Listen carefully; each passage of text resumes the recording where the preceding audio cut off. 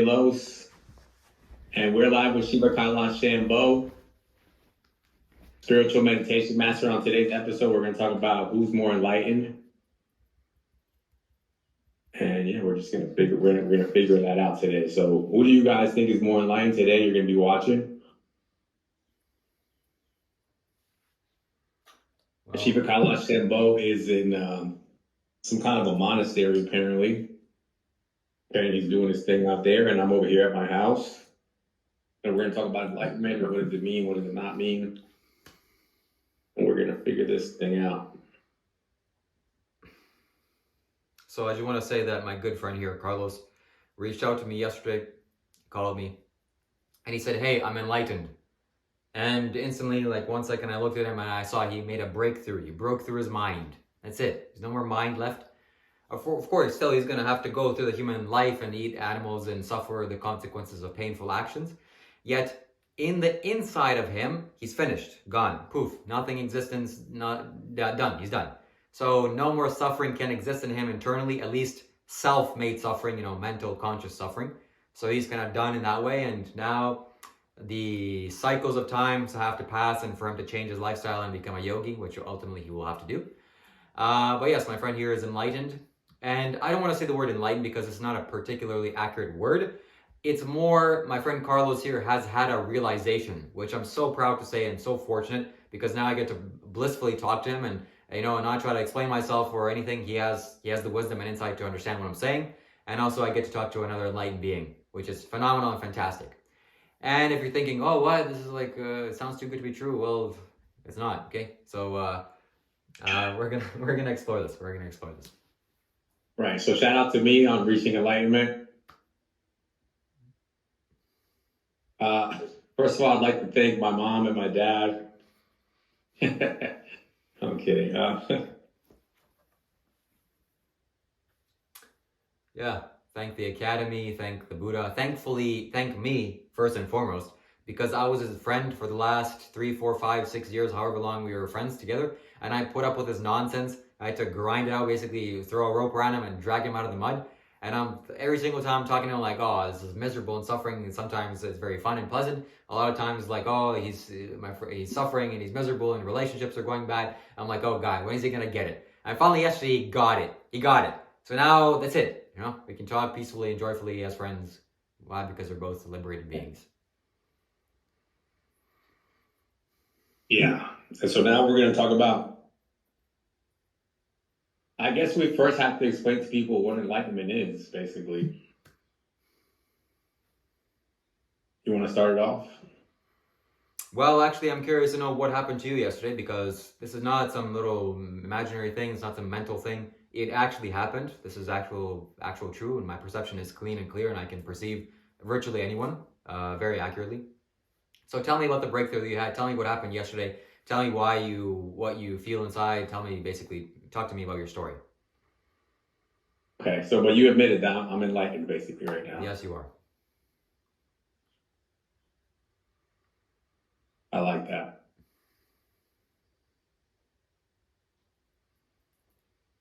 Can you talk a little bit about what made you realize that I was enlightened exactly? Okay. Well, what Carlos did is that Carlos now is just normal. He's just reached normal state of human being. He's just a normal human being. So if you look at the billions and billions of humanities that are walking around, they're like fake. They're like plastic. They don't. They're so tied with their own mind and their own memory and their own emotion and their own consciousness. They're like drowning and they're getting sips of air. Carlos has managed just to tread water. Oh, okay, now I'm just treading water. He's above the water. He's breathing normally. He's like, okay, I'm just treading water. He's just normal. That's it. Nothing else needs to be said. I'm going to agree with that. So for anybody who's curious, what enlightenment actually feels like, it's exactly what he just said. It's basically you feel normal and you're not unnecessarily concerned or worried or stressed or suffering from anything that you shouldn't be worried about.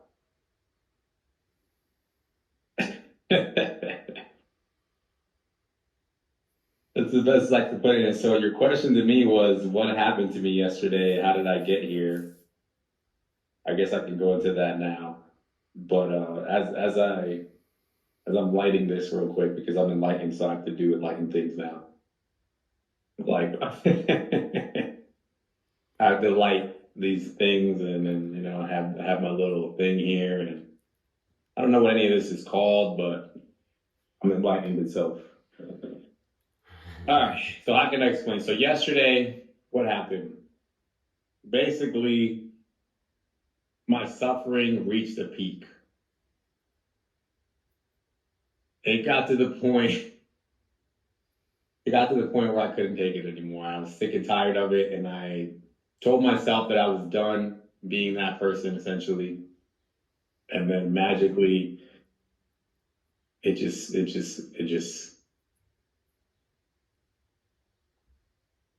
led me to meditate, and then it went away. That's the answer.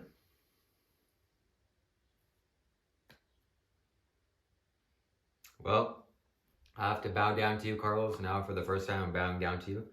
Why? Because you're liberated from your own mind's suffering, from your own mind's stuff, which most human beings can't claim. And you're liberated. You're done. No more mind suffering for you. Now is just continue carrying the water, continue cutting the logs until basically for the rest of your life. But nothing else needs to be done in terms of your own realization. Everything has been realized, and that's it. Poof, finished. You are done. Yeah. So now basically that we're here and I'm enlightened and you claim to be enlightened, I'm going to say that you're lying about your enlightenment. First and foremost, I want to say. And so I'm here to challenge you on your enlightenment a little bit, and we're going to talk about the reasons why. And we're going to have the audience decide who's really the more enlightened individual between the two of us. Why do you claim such things? Why do you say that I'm lying about your enlightened? Why do you think I'm not enlightened? Because, so as I'm enlightened now, there's many things that I realize. And the first thing that comes to me is that enlightenment is just about being light. And so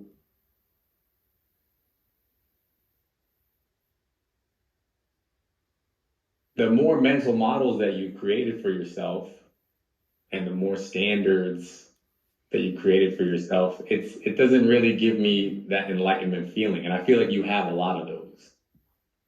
You've got the 5 moral precepts, and you got the you can't eat animals, and you're trying to avoid suffering, and you've got the lingam, and you got these statues, and you got the different sayings that you memorize, and you want to say Shambo, you can change your name.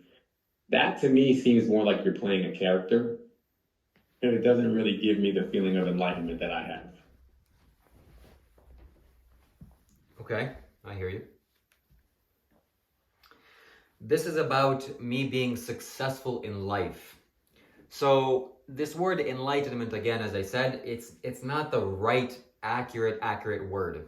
What's most important, the word is realization.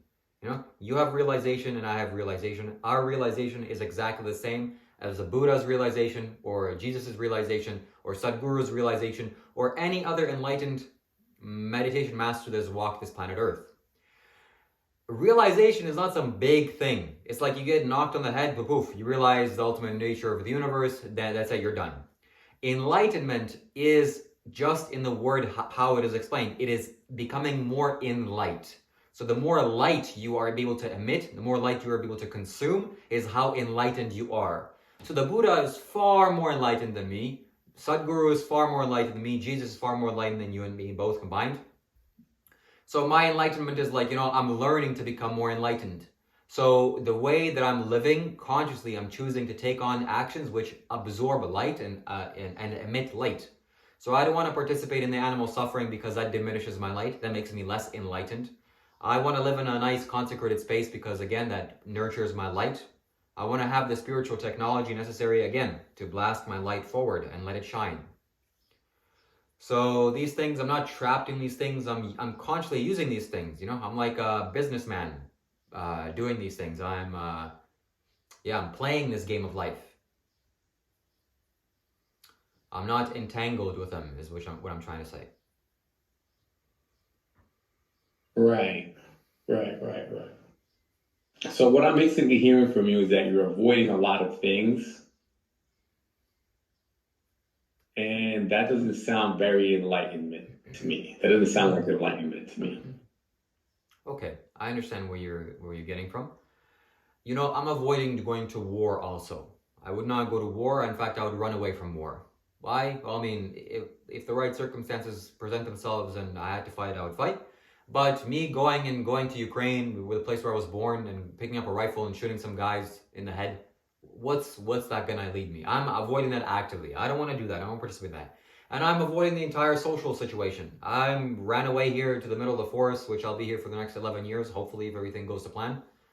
So I don't want to be in some concrete cell phone tower, Wi-Fi radiation, people screaming at you, cars honking, exhaust fumes, and all sorts of nonsense. Yes, I'm actively avoiding that. Why? Because I want to be peaceful. I want to have a peaceful mind. It doesn't say that if I don't go there, my realization is somehow less. No, but my body will suffer. My mind also will get shaken up. I don't want that.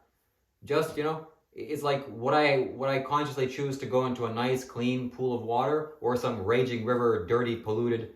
I mean, in essence, the universe is just the same, but my human Right. state, So, yeah, so what I'm saying is that, so what I'm realizing is enlightenment, you should really only want to get enlightened for practical purposes, essentially. And so how practical is your enlightenment? I think it's measured by the amount of suffering that you can handle without becoming disturbed, essentially. Right? And so when you tell me that you're avoiding going to war, I understand that. I also want to avoid going to war, but that also tells me that that's the degree to which we both are enlightened or not enlightened, essentially. And so when I hear you avoiding lots of things, the more that what it tells me is the more things that you avoid, the more fragile your enlightenment seems to be. I wouldn't say the more fragile my enlightenment is. I would say more fragile maybe my consciousness is, or my mind is, or my body is, or my emotions are. So, now hearing you talk and speak this way, you have a different purpose in life. Maybe your purpose is to go and demolish the structures that human beings have created in the society, and you're really kind of hard-headed and you're a really hard body, and you're able to handle a lot more suffering than I can. I've gotten to a stage in my life where I really can't handle much suffering. I don't even want to put in dead animals inside of me. I don't want to put any animal bodies inside of me. Why? Because it'll make me suffer and it'll cause pain to me, and I don't enjoy that. Maybe you can. Maybe you can consume all these things. You could just burn it off away, and it won't have any trouble in you. Okay, that's fine. But we're on different But paths here. but we both understand that enlightenment, part of enlightenment is having right understanding, Mm-hmm. right? And so specifically speaking in regards to you said you don't want to consume animal suffering, for example. To me, that sounds like you don't have the right understanding in regards to suffering in general. Explain. Because we're all suffering. Life is suffering, and we all die. Yes. And so clinging on to avoiding suffering and avoiding dying, whether it be for yourself or for an animal, seems like wrong understanding. So, in the words that you just said, should you do the opposite? Should you go towards the suffering and consume suffering and engage in suffering? It seems like you should be indifferent to it either way. Hmm. Yes, that's true. That's correct also. So from an enlightened point of view now that I'm in, it seems like the more enlightened that you are, it should really not make a difference whether you stay or you go.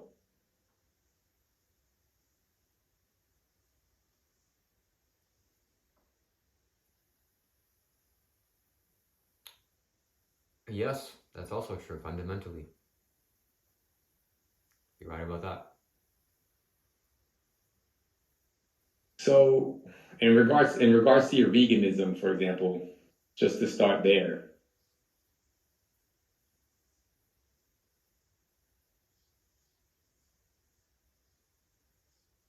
What I see is that you're trying to avoid suffering.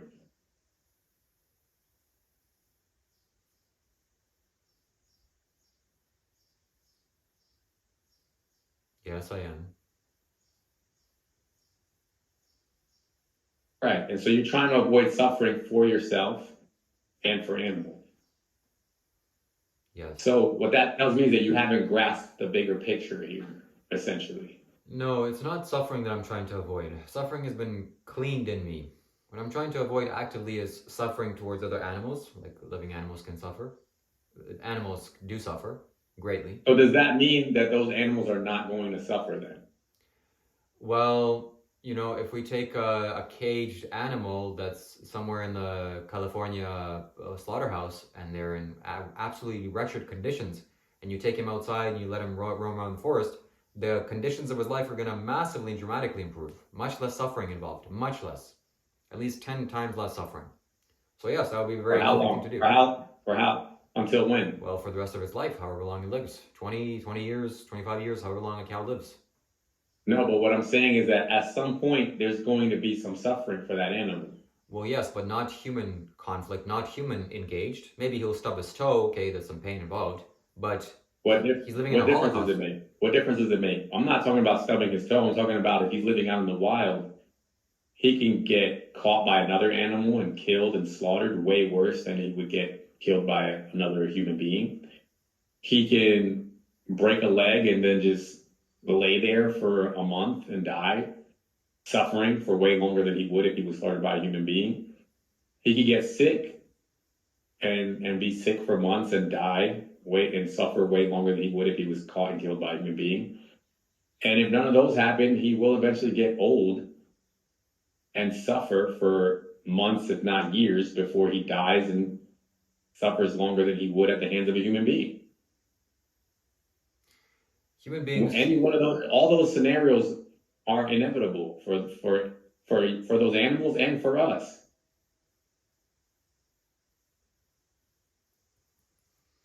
yes, what you just described is a human condition for all of life.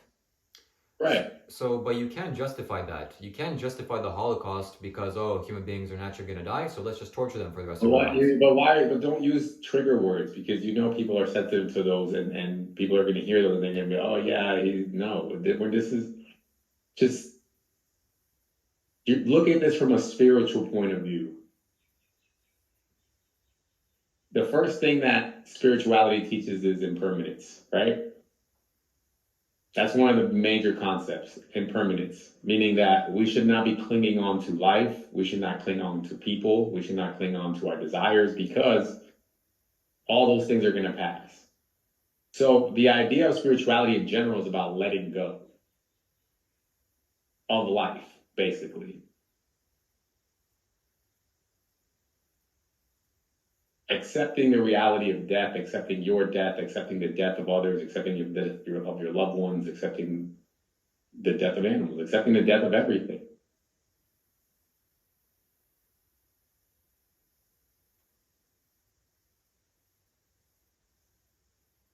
Mm-hmm. So don't you think that when you say that you're trying to avoid you're trying to avoid animal suffering and animal, all this other stuff, don't you think that that is a form of clinging on for dear life? It's a fear of death, essentially, is what I'm hearing. It's a non-acceptance of death.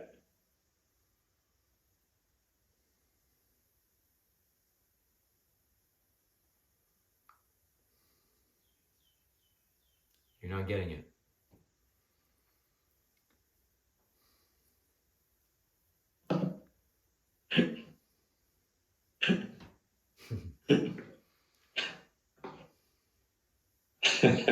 He said, "I'm not kidding." Yes, it's true.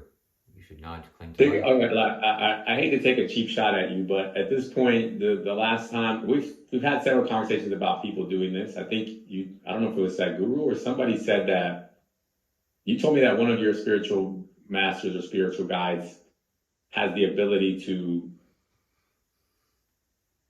leave his body spiritually, something like that. Would you call that Consciously. process? Yes. Huh? Mahasamadhi is called consciously leaving the body. Mahasamadhi, Yes. consciously leaving the body. And is that seen as impressive in the spiritual world? That's the If most somebody can do that? that's the most impressive thing you can do in life. The most impressive thing you can do is leave your body consciously. Yes. So if I'm understanding correctly, when you say consciously, what you're saying is that the person is choosing when to leave their body, Yes, correct. That's correct. as opposed to, some freak accident happening to them or whatever. Yeah. So Mahasamadhi is the highest form of spirituality, leaving your body, Yes, which correct. we can, for all intents and purposes, we can call that the D word. Yep. Or you could call that DEATH, right? Mm-hmm. And so they're wanting to leave their body essentially. The highest spiritual masters are, what they've realized is the highest spiritual thing you can do is leave this body. Why?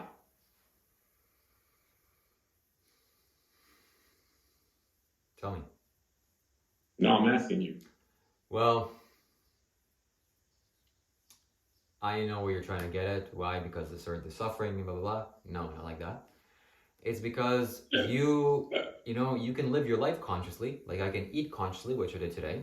You can conduct your living circumstances consciously. You can conduct your business consciously. Yet death is the most unconscious thing that there is in planet Earth. Everyone's terrified of this, and you're all going towards this, and you will pass away. So you can conduct the most fundamental aspects of life also consciously, birth and death. So conducting your death is, basically you've mastered life and you can choose, okay, I'm 80 years old, it's time to leave. You know how this body works and you can just send your life energies out, and that's about it. So it's a conscious process. Conducting your passing away consciously. This is not suicide, by the way. This is not this. This is, mastering the body.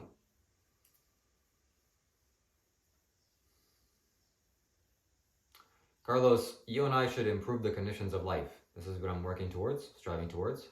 And, you're saying to me not attached. Look, I'm very attached. I'm extremely attached. I'm more attached to you than anyone else probably on planet Earth, or I'm more attached than anyone else here on this camera here.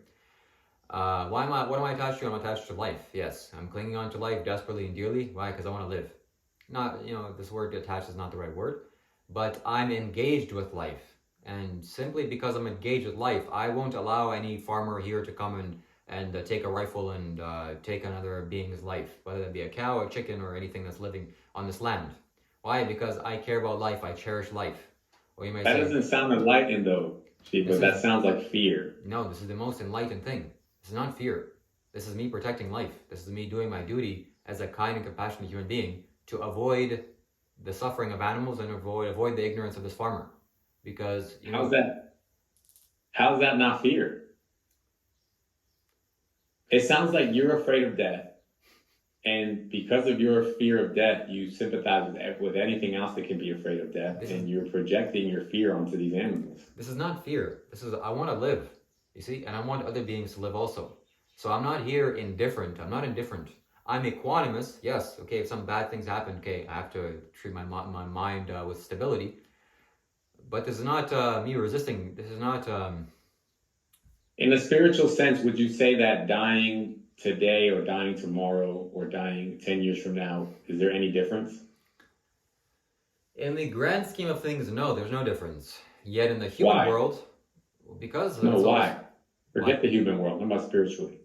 Well, because of the grand scheme of things, this whole universe is impermanent, and me dying today versus dying tomorrow makes no difference at all to my own liberation, to my own achievement, and to the universe's stake. But... Right. Because essentially, if you're living in the moment, if you're living in the present moment, that's all you could ever hope to achieve. Right? And so if you do that at any point in time, whether it be right now or later or tomorrow, whenever, it doesn't make a difference. Your life doesn't really accumulate to anything if you live longer. It's just, do you live in the present moment now? And so if you take any one of your days on earth and you live it fully and you die that day, then you can say, okay, I lived a full life.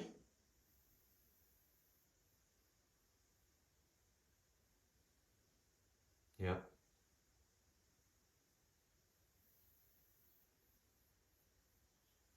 that's true. I agree with you.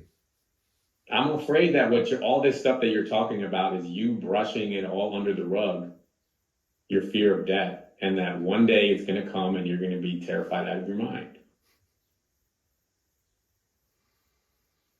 Yes, I am terrified out of my mind towards death. I will cling so desperately to life or avoiding death. You have no idea. Literally have no idea. And what's the point of all of this? The point is What's being the point of closing your eyes and meditating and lingams and chanting if your number one fear of death, that's the ultimate fear, right? It's fear of death. That's what spirituality is supposed to help cure.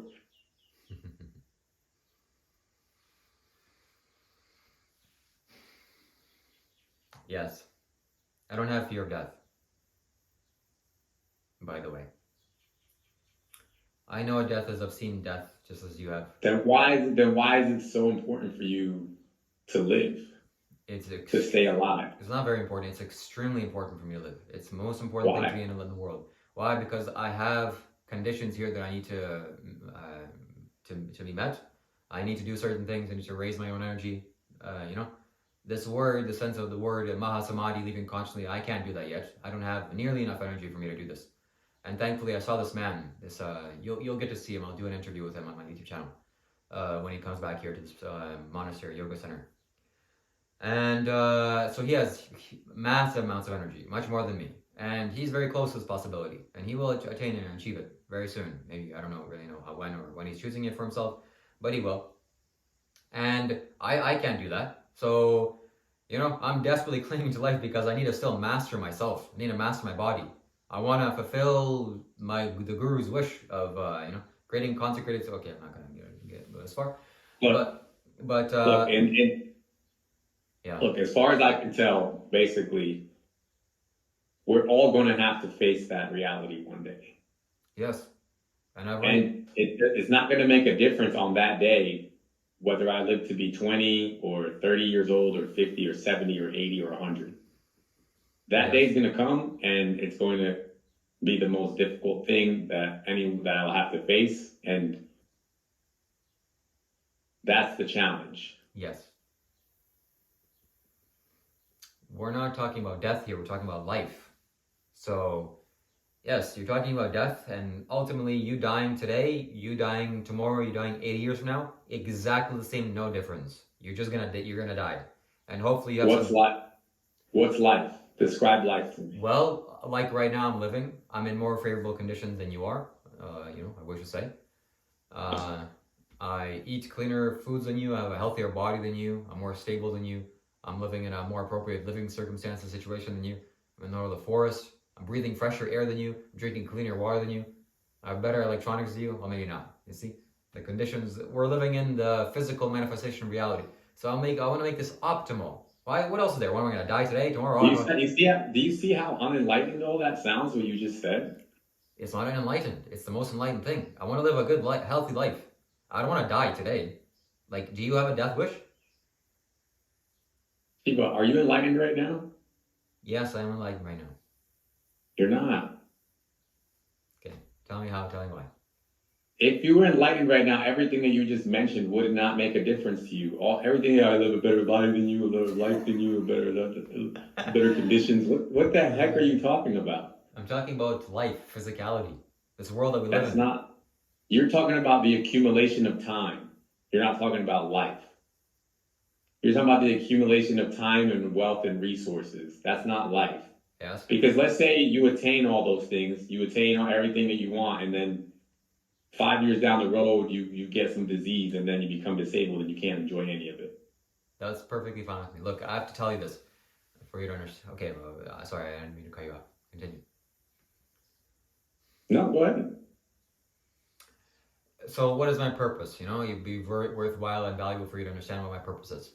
So back when I was 19, before I was 19, I struggled miserably, suffered greatly, and thankfully I came in contact with the Buddha's teaching. So if the Buddha was super high enlightened and he got realization and he thought to himself, hey, you know what, screw it, I don't care. I'm gonna go into the forest and poof, leave my body because it doesn't matter what I'm living today, living tomorrow, living the next day. It doesn't matter. Death is the same, like you think, right? No. What he did instead was he was very attached, okay? Extremely. He was very clingy to life and he lived for the last possible day of his life. He didn't consciously leave. He lived out to his entire length of his lifespan, which is 80 years. And he taught so many human beings. He consciously created 40,000 monks.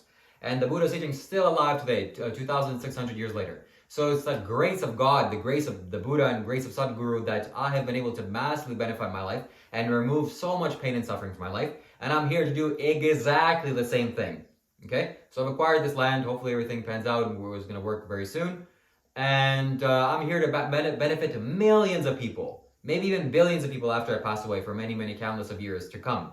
So I'm not here, enlightened, poof, time to leave. No, it's not time to leave, okay? I'm going to punch the devil in the face. I'm going to punch the Green Reaper in the face. I'm staying here for as long as possible. Why? Because I'm here to massively benefit life. Just so that there's some kid right now, born 5 years of age, struggling. Well, you sound like a rat.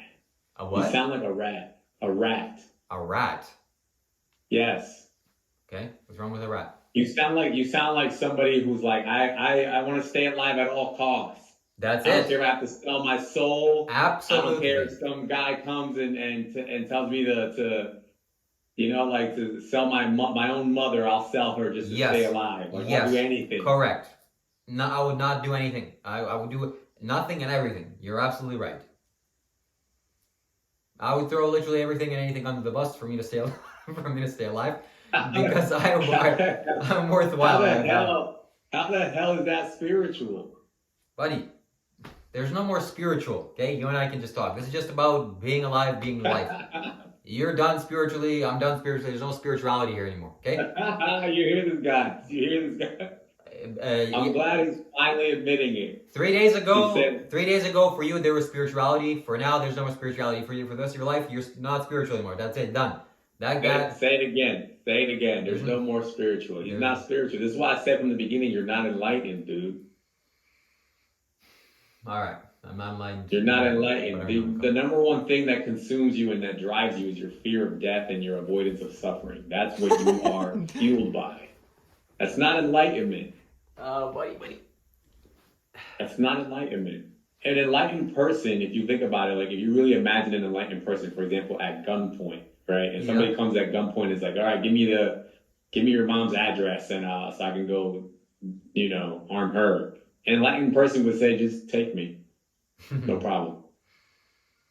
You'd be like, no, wait, I don't want to die. Her address is 62533. Yes, what the absolutely. hell? Are you crazy? That's not enlightenment. Buddy, I'm not here, shoot me in the head, I'm enlightened. No, what? I'm not a carrot, I have no feelings. Yeah, shoot me, it's okay. My life is worthless, meaningless. No. My life means a lot, okay? Much more than yours does. Someone came to me, hey, throw Carlos under the bus and you'll stay alive. I'm telling you, right here, throw him. And truthfully, I hope you do the same thing, okay? If you do the same thing to me, I'm like, okay, well, I get it. It's the most valuable life. You're the most valuable life in the universe. Forget about God, Buddha, Jesus, Sadhguru. Like, me, most important thing in the world. And so is an ant. From its perspective, an ant is the most important thing. You think an ant, whatever the creature ant is, you think, it's a little life. You try to, chop its leg off, it'll run away from you like crazy. It has much more intensity in life, okay? It's much more enlightened than you. It cares about his life. Every living being cares about his life. So, what, I shouldn't be different? No, 100% the same.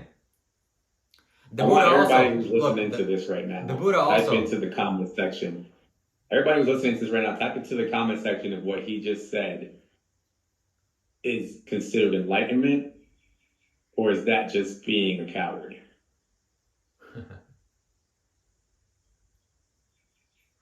The Buddha also clung to life. Okay, someone tried to kill the Buddha, and the Buddha basically scolded him like, "Oh, you didn't say, it's fine. You tried to kill me. No problem." No, he's like, "Hey, you freaking idiot! You tried to kill me," and he made sure everyone here, "Hey, this guy tried to kill me. Don't stay away from him." So it's not some, I get it. You're riding this high wave of your consciousness is open, your crown chakra is fully active, and you're right there basically on the brink of basically passing away. That's fine and good. You enjoy that, however long it lasts. And then when you start coming down to earth and your knees start hurting and your belly starts hurting and your pain in your skin and your money starts running out, you're going to be very not enlightened. You're going to be very, okay, how do I master these conditions of life? Why? Because what? You're going to choose to go tomorrow? Buddy, okay, go. Come on. I want to see you attain Mahasamadhi. If it's so easy, great. Come on. Choose to leave right now. That's why I try to tell you. That's why I try to tell you from the beginning that you need to work harder. That's because it. you're basically you're going to run into suffering either way. Either you're going to work your way towards some sort of success that you can be somewhat happy with, or you're going to have to learn to be happy with nothing. And I think in your case, you're trying to basically avoid both of those scenarios. And I don't understand why. I'm not going to be happy with nothing, that's for sure. It's like, what? Shambho. It's like, I don't want nothing. I'm going to be some homeless guy without a shirt. No, I want good food, good water, good, clean, healthy conditions. Everything the best. Why? Because I'm life.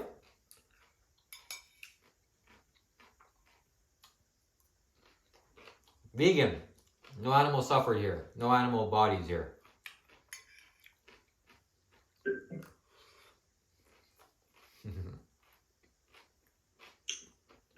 Yeah, I mean, what do you think about that?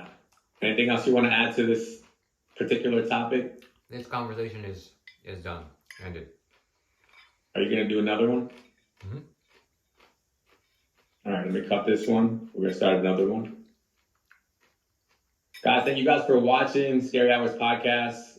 Make sure you guys subscribe to Shiva Kailash Shambho's channel. And if you go in his description of any of his videos, you're going to see he has his donation links in there. I also have my donation links in my descriptions of my videos as well. If you guys want consultations, either from me or from him, or if you like what we do, what we talk about, feel free to reach out to us. And, if you want to contribute in any kind of way, it's greatly welcomed. And that's it for today's episode. Thank you guys for watching. Make sure you guys like and subscribe, and we'll catch you on the next one.